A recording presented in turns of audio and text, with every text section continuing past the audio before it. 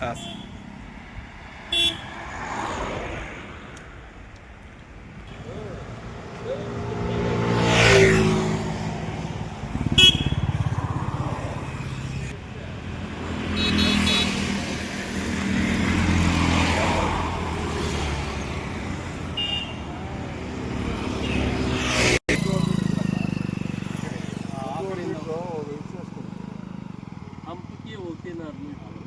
మధ్యలో మీడియం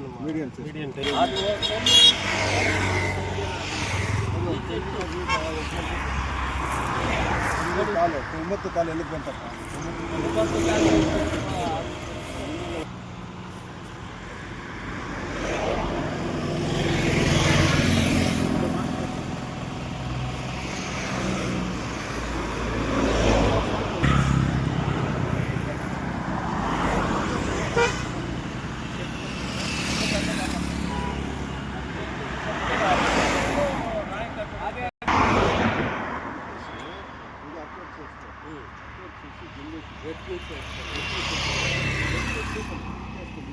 ఎలా అంటే జంగల్ క్లీనింగ్ చేసుకో. జంగల్ క్లీనింగ్ ఇది ఈ కర్బ్ స్టాన్స్ పెట్టేసి తీసేసింటే వెట్ మిక్స్ చేస్తాయి. ఆ కమ్మం నుంచి ఆ కమ్మం వరకు వెట్ మిక్స్ చేసి ఇటు పెట్టేస్తాం. ఆమె ఇంకోటి ఏమంటే నువ్వు వేసి అంశేసే వరకు బ్యారికేడ్ లేకపోతే మిగతా ఉంటుంది. అవును, ಬ್ಯಾರಿಕೇಡ್ ಫುಡ್ಡೆ ಅಂದರೆ ಬಾಧೆ ಆಗೋಗ್ತದೆ. ಇದು ಎಲ್ಲನೂ ವೇಸ್ಟ್ ಆಗೋಗುತ್ತೆ.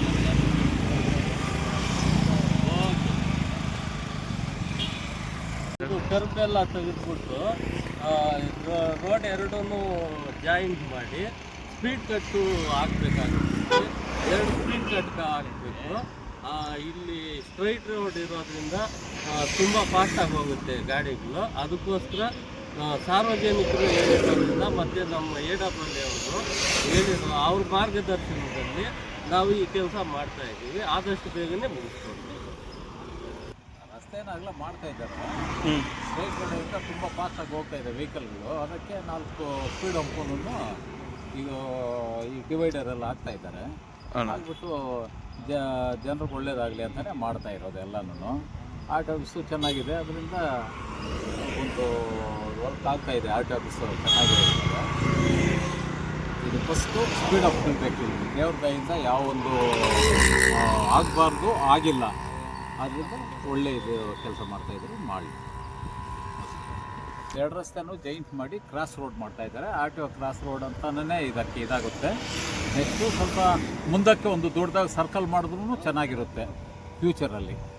ಇವಾಗ ಸದ್ಯಕ್ಕೆ ಇದು ಮಾಡಲಿ, ಫ್ಯೂಚರಲ್ಲಿ ಸರ್ಕಲ್ ಒಂದು ನಮ್ಮ MLA ಮೇಡಮ್ಗೆ ಹೇಳಿಬಿಟ್ಟು ಒಂದು ಸರ್ಕಲ್, ದೊಡ್ಡ ಸರ್ಕಲ್, RTO ಸರ್ಕಲ್ ಅಂತ ಒಂದು ಮಾಡಿದ್ರೆ ಒಳ್ಳೆಯದು.